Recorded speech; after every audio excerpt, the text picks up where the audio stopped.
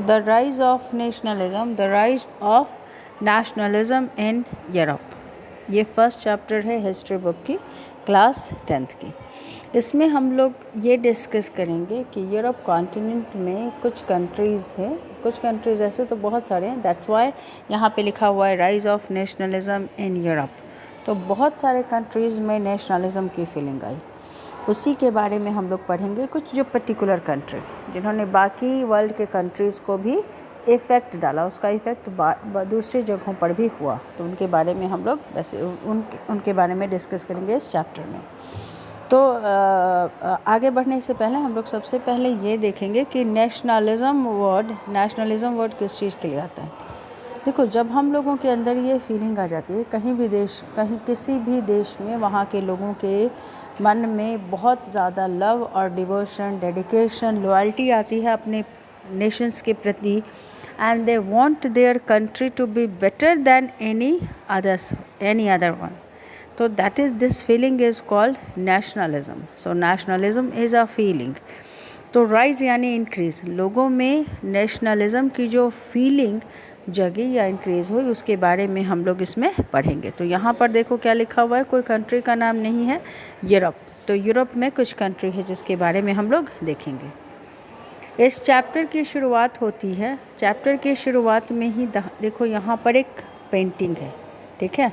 And do you know who just make this, इसको बनाया किसने था?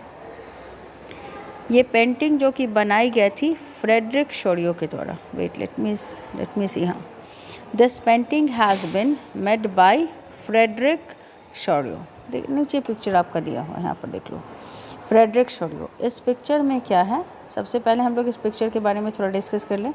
इस पिक्चर में यू मे से कि there is a train of people. यहाँ पर देखो ऐसे, यहाँ पर ट्रेन का मतलब, train means queue of the people, लोग आ रहे हैं। और इस प्रोसेशन के शुरुआत में कौन सी कंट्री है? USA. After USA Switzerland. Picture में नहीं है लेकिन आगे तुम पढ़ोगे तो उसमें दिया हुआ, ठीक है। जो फ्रेडरिक शोरियो ने पेंटिंग बनाया था, 4 सीरीज़ बनाए थे। तो फर्स्ट में क्या है, लीड कर रहा है यूएसए, उसके बाद Switzerland, after Switzerland France, and then after France that is Germany, ठीक है। इस पिक्चर को बनाया फ्रेडरिक शोरियो ने ये बताने के लिए कि a time will come, society अब कैसी बनेगी? Democratic Republic. यहाँ पर है, देखो पिक्चर में नीचे, पहले एक बार देख लो। The dream of world wide democratic and social republics, the pact between nations, a print prepared by Frederic Sorrieu in 1848। उन्होंने विजुअलाइज़ किया था, फ्रेडरिक शोरियो ने विजुअलाइज़ किया एक ऐसे वर्ल्ड का जहाँ पे हर जगह, हर देश में डेमोक्रेटिक और सोशल रिपब्लिक्स होगी, ठीक है। और जितने भी एब्सोल्यूटिस्ट इंस्टीट्यूशंस हैं, यहाँ पर देखो इस पिक्चर में ये भी दिखाया गया कि तुम एक चीज़ नोटिस कर रहे हो कि हर देश का अपना एक फ्लैग है, ठीक है। तो तुम लोगों को लग रहा होगा कि इसमें कौन सी बड़ी बात है। It was a great thing for that time, क्योंकि जानते हो इसका मतलब क्या था कि हर नेशन, अब हर जो देश था ये यूनाइटेड था, हर वहाँ के लोगों की एक कलेक्टिव आइडेंटिटी बनी थी। उससे पहले का सिस्टम क्या था? तो उससे पहले का सिस्टम था कि जो भी देश थे वो टेरिटरी में बटे हुए थे और हर जगह का अपना एक ऑटोनोमस किंग था। किसी देश के लिए ऐसा कुछ नहीं था कि एक रूल और रेगुलेशंस था। तो ये बाद में बना और हर जगह मोनार्कियल फॉर्म ऑफ गवर्नमेंट थी, जिसको कि हम लोग एब्सोल्यूटिस्ट भी देखेंगे, ओके। तो यहाँ पर क्या था, तो उन्होंने, फ्रेडरिक शोरियो ने इस पिक्चर के थ्रू ये दिखाया कि सारे नेशन सब यूनाइटेड, नेशन स्टेट्स हो गए हैं। नेशन स्टेट्स होने का मतलब क्या कि वहाँ का एक रूल रेगुलेशंस है, एक फ्लैग है, एक लैंग्वेज है, जो कि उस समय होना ये बहुत इम्पॉसिबल था। फ्रेडरिक शोरियो के इस विज़न को उस समय में यूटोपियन विज़न बोला गया। यूटोपियन वर्ड कब यूज़ करते हैं? यूटोपियन वर्ड यूज़ करते हैं जब, जैसे अगर कोई पर्सन है, किसी ऐसी चीज़ का ड्रीम देख रहा है जैसे जो कि होना अनलाइकली है, इम्पॉसिबल है, अनलाइकली टू एग्जिस्ट, तो वहाँ पर बोलते हैं यूटोपियन विज़न। तो फ्रेडरिक शोरियो ने जी वो पेंटिंग बनाई उस समय पे, ठीक है। तो लोगों ने कहा कि उनका ये विज़न जो है फ्रेडरिक शोरियो का, ये यूटोपियन है, क्योंकि कोई सोचता था कि ये पॉसिबल ही नहीं है कि हर जगह social democratic and social republics आए। ओके, तो इसी पिक्चर को डिस्कस करेंगे। तो उस पिक्चर में उन्होंने ये दिखाया कि सारे नेशंस धीरे धीरे क्या हो रहे हैं, किस तरफ बढ़ रहे हैं, लिबर्टी की तरफ। यहाँ पर क्या है, स्टैचू ऑफ लिबर्टी, यहाँ से गुजर रहे हैं। मतलब वो ये दिखाना चाहते थे इस प्रिंट के थ्रू कि एक एक करके देश क्या हो रहे हैं, लिबर्टी, फ्रीडम उनको मिल रही है। किससे से, मोनार्कियल फॉर्म ऑफ गवर्नमेंट से। और यहाँ देखो ये जो है ना, ये this are the remains of absolutist institutions. Absolutist term किसके लिए यूज़ किया जाता है? क्लास 10th में जो तुम हिस्ट्री बुक या ये रेशन पढ़ोगे, इसमें एब्सोल्यूटिस्ट टर्म यूज़ किया गया उस फॉर्म ऑफ गवर्नमेंट के लिए जो गवर्नमेंट कैसी हुआ करती थी, मोनार्कियल। ऑब्वियसली डेमोक्रेसी तो उस समय थी नहीं, तो मोनार्कियल, और मोनार्कियल फॉर्म ऑफ गवर्नमेंट जो थी वो कैसी थी, मिलिटराइज थी, सेंट्रलाइज थी और रिप्रेसिव थी। Let me explain you this term. देखो यहाँ पे दिया हुआ है, इस कॉन्टेक्स्ट में तुम यूज़ करोगे। In history term refers to a form of monarchical government that was centralised, power अपने हाथ में रखती थी, फिर मिलिट्राइज थी, उसकी अपनी एक मिलिट्री थी, और रिप्रेसिव इस कॉन्टेक्स्ट में यूज़ किया गया कि उनको अपने पावर पे कोई रिस्ट्रेंट्स नहीं था, कोई कंट्रोल नहीं था। अगर कोई उनके अगेंस्ट में खड़ा होता था या कुछ बोलता था तो उसको रिप्रेस किया जाता था। कैसे रिप्रेस करना, उसको टॉर्चर किया, उसको इम्प्रिजन किया या मार दिया।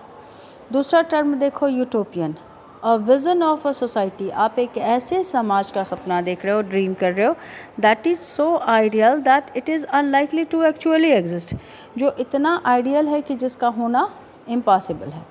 तो इस पिक्चर में जो फ्रेडरिक शोरियो ने दिखाया, तो कहा गया कि उनका, फ्रेडरिक शोरियो का जो ये विज़न था वो यूटोपियन विज़न था। ओके, अब इस पिक्चर में हम लोग इसी चीज़ को इस फर्स्ट लेसन में डील करेंगे कि कैसे सारे देश नेशनलिज्म की तरफ बढ़े और व्हाट आर द स्टेप्स, क्या क्या इवेंट्स हुए। ठीक है, शुरुआत करते हैं यहाँ से। देखो, इन 1848 फ्रेडरिक शोरियो, ये पिक्चर जो हम लोगों ने ऊपर में देखा, in 1848 Frederic Sorrieu. And who was Frederic Sorrieu? He was a French artist. उन्होंने प्रिपेयर किया अ सीरीज़ ऑफ 4 प्रिंट्स, उन्होंने बनाए सीरीज़ ऑफ 4 प्रिंट्स, जिसमें उन्होंने विजुअलाइज किया his dream of a world made up of democratic and social republics as he called them.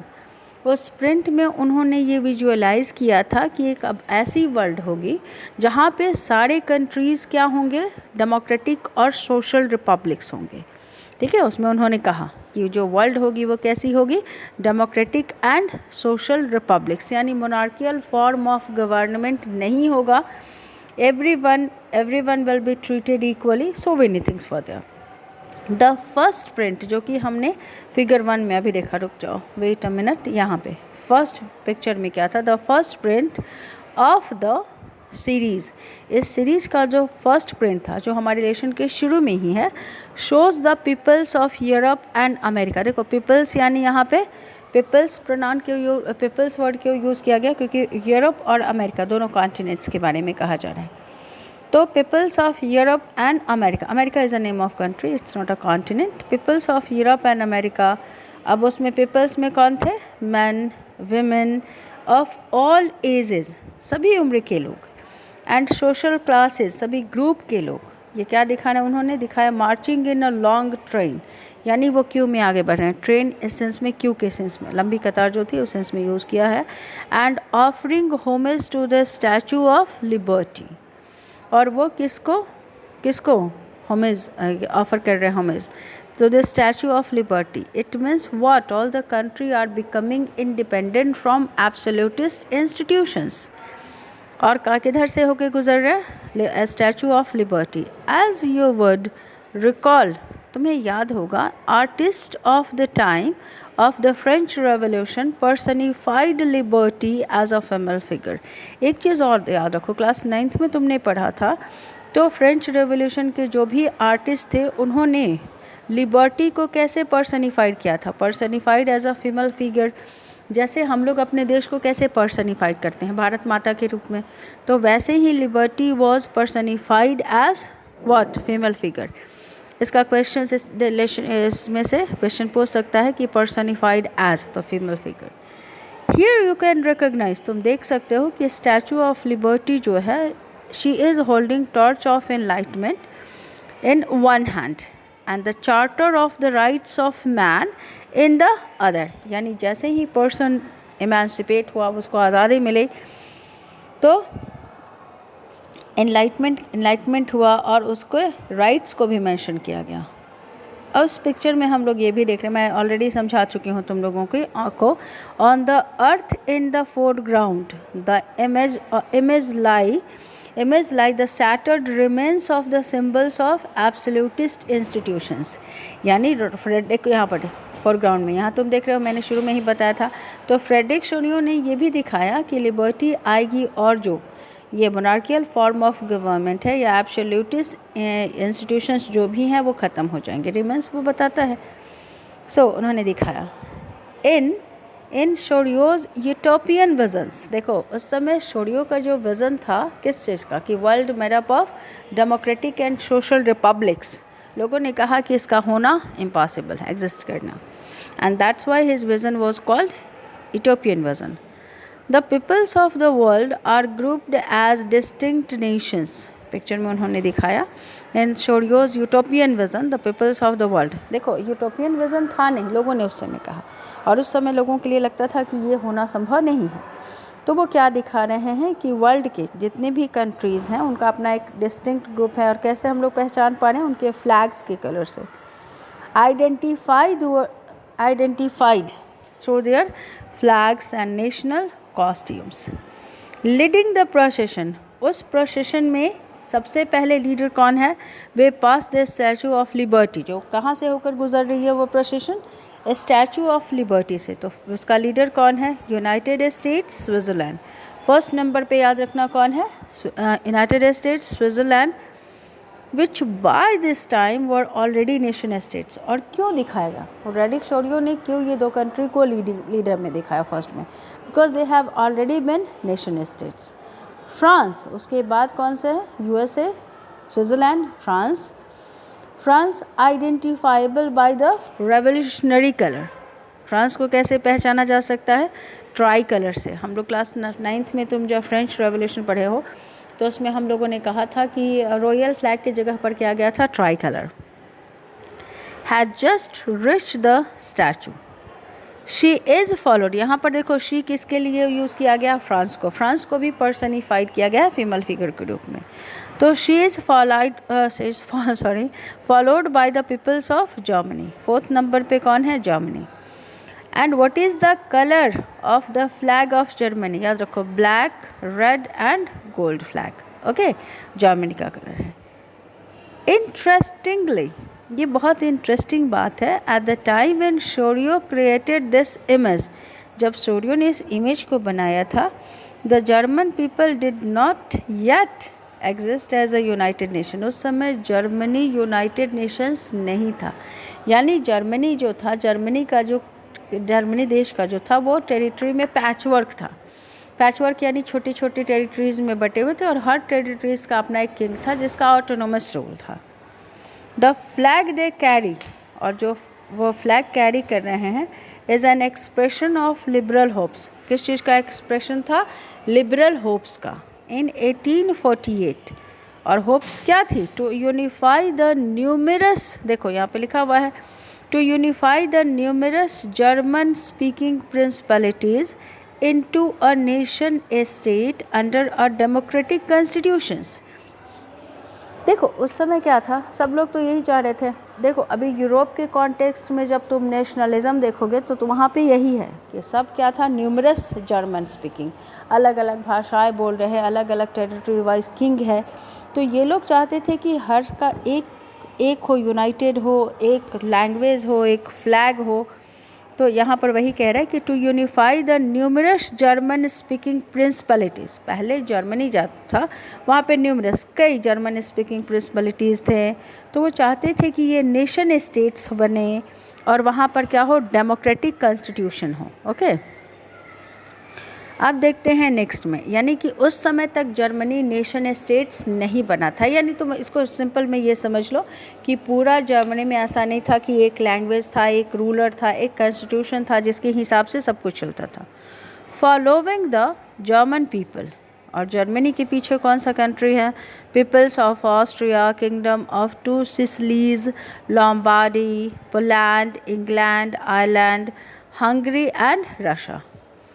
From the heavens, this picture prepare by Sorrieu, और उस picture में ये भी दिखाया गया, तुम लोग देख भी सकते हो अपने बुक में, कि हेवंस से, आसमान से कौन देख रहे हैं? Means from the heavens above Christ, saints and angels gaze upon the scene.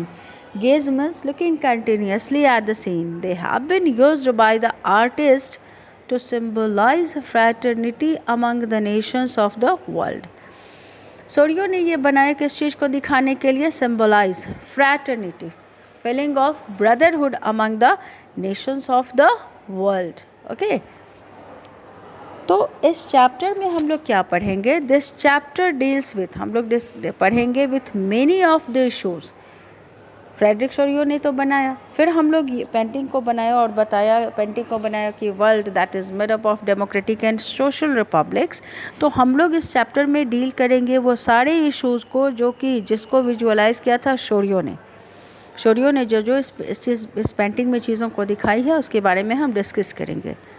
During the 19th century, 19th centuries मतलब याद रखो 19th सेंचुरी यानी 1 जनवरी 1801 से लेकर दिसंबर 31 1900 तक रेफ़र किया जाता है। इस टाइम पीरियड को बोला जाता है 19th century. Okay, so here it is being said, during the 19th century nationalism emerged as a force.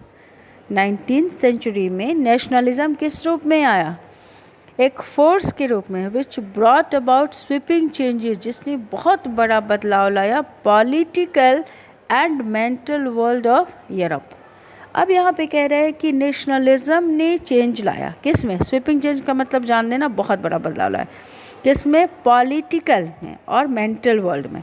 तो पॉलिटिकल ऑब्वियसली नेशनलिज्म की वजह से बहुत सारे जगहों पर मोनार्कियल फॉर्म ऑफ गवर्नमेंट से लोग शिफ्ट हुए किस तरह से? रिपब्लिक फॉर्म में, सोशल एंड रिपब्लिक फॉर्म, या फिर बोल सकते हो कॉन्स्टिट्यूशनल गवर्नमेंट। लोगों की सोच में भी चेंजेस आई। The end result of the changes, और इसका एंड रिजल्ट क्या हुआ? Was the emergence of the nation states. बहुत सारे नेशन स्टेट्स हुए in place of the multi national dynastic empires of Europe. Europe में अधिकतर जगहों पर मल्टी नेशनल डायनेस्टिक एम्पायर, इस टर्म को समझो। मल्टी नेशनल डायनेस्टिक एम्पायर्स में क्या था? किसी भी देश में बहुत सारे टेरिटरीज वाइज डायनेस्टीज़ होते थे, रूल कर रहे हैं, उनका अपना सिस्टम था, ऑटोनोमस थे वो लोग। तो ये कभी भी ये फीलिंग लोगों के बीच में नहीं लाएगी कि हम लोग एक हैं, क्योंकि सबको लगेगा कि we are separate, language wise, flag, costume, so many things. अब देखो यहाँ कह रहे हैं कि द कॉन्सेप्ट एंड प्रैक्टिसेस, जो मॉडर्न स्टेट्स का, देखो अब हम लोग देखेंगे कि मॉडर्न स्टेट्स का कॉन्सेप्ट और प्रैक्टिसेस क्या था। मॉडर्न स्टेट्स का कॉन्सेप्ट था कि पावर सेंट्रलाइज था, ठीक है, और उसमें था कि पावर जो सेंट्रलाइज्ड पावर होगा उसको सॉवरेन कंट्रोल से यूज़ किया जाएगा। सॉवरेन कंट्रोल यानी वो यूज़ करेगा किसी और का, उस पर किसी और कंट्री का उस पर, उसमें इंटरफियरेंस नहीं होगा। ये मॉडर्न स्टेट्स का कॉन्सेप्ट था। तो याद रखना, what is the concept of modern state, तो उसमें लिखोगे the concept and practices of modern state in which a centralized power exercised sovereign control over a clearly defined area, लेकिन had been developing over a long period of time, यहाँ तक लिख दो। तो ये मॉडर्न स्टेट्स का concept जो था ये बहुत दिन से डेवलप हो रहा था। मॉडर्न स्टेट्स में याद रखना क्या था कॉन्सेप्ट? यही कि जो सेंट्रलाइज्ड पावर होगी वो अपने पावर का इस्तेमाल करेगी बिना किसी बाहरी कंट्री के इंटरफेरेंस के, उसका सॉवरेन कंट्रोल होगा और वहाँ पे क्लियरली डिफाइंड एरिया होगा। मॉडर्न स्टेट्स का ये कॉन्सेप्ट था कि सबको मिला के एक स्टेट बनेगा जिसका उसका अपना एक डिफाइंड टेरिटरीज होगी। लेकिन but a nation state was one in which the majority of its citizen. लेकिन नेशन स्टेट्स का आइडिया क्या था ये समझो, modern states was different thing. Nation states का आइडिया ये था, इसमें ये कहा गया कि majority of its citizens, nation states वो होगा जिसमें अधिकतर नागरिक जो होंगे सिटीजन्स होंगे, and not only it's ruler, सिर्फ रूलर्स ही नहीं, बहुत सारे सिटीजन्स भी होंगे, वो भी आएंगे, came to develop a sense of common identity.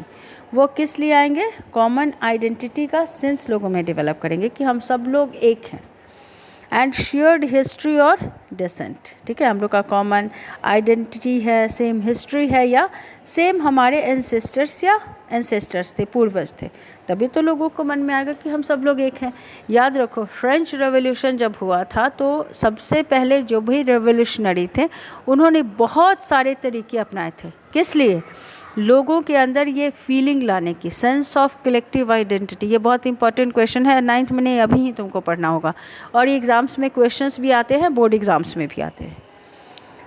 This commonness, ये जो फीलिंग लोगों में आएगी कि हमारा हिस्ट्री सेम है, हमारे डिसेंट सेम है, तो उससे क्या होगा? This commonness did not exist from time immemorial. तो देखो ये शुरू से नहीं था, ये क्रिएट करना पड़ा लोगों को। इट वॉज फॉर्स्ड थ्रू स्ट्रगल्स, और ये कैसे आया स्ट्रगल से? Through the actions of leaders and the common people. This chapter will look at the diverse processes. तो इस चैप्टर में हम लोग उन सारे प्रोसेसेस को देखेंगे through which nation states and nationalism came into being in 19th century Europe. यानी राइज ऑफ नेशनलिज्म में आप ये पढ़ेंगे कि लोगों ने क्या क्या किया, कौन से डाइवर्स यानी अलग अलग प्रोसेसेस आए जिससे नेशन स्टेट्स बना और नेशनलिज्म आई। ओके, तो इस वीडियो में इतना ही। देखो एक इसमें एक इम्पॉर्टेंट, इस पर बेस्ट एक इम्पॉर्टेंट क्वेश्चन भी है कि स्टेप्स और measures taken by the French revolution to create a sense of collective identity among the people. ये क्वेश्चन आप PT1 में एक्सपेक्ट कर सकते हो, बहुत सारे एग्ज़ाम्स मतलब बोर्ड एग्ज़ाम्स में भी आते हैं। This is a very common, क्योंकि इसी पर आपका ये चैप्टर ही है, कह रहा है कि इन सारी चीज़ों को डिस्कस किया जाएगा कि कौन कौन से डाइवर्स प्रोसेसेस लाए। तो ये क्वेश्चंस बार बार आते हैं, वो हम लोगों का नेक्स्ट चैप्टर में आएगा। इस वीडियो में इतना ही। नेक्स्ट वीडियो में we will discuss about the French revolution and the idea of the nation. Okay.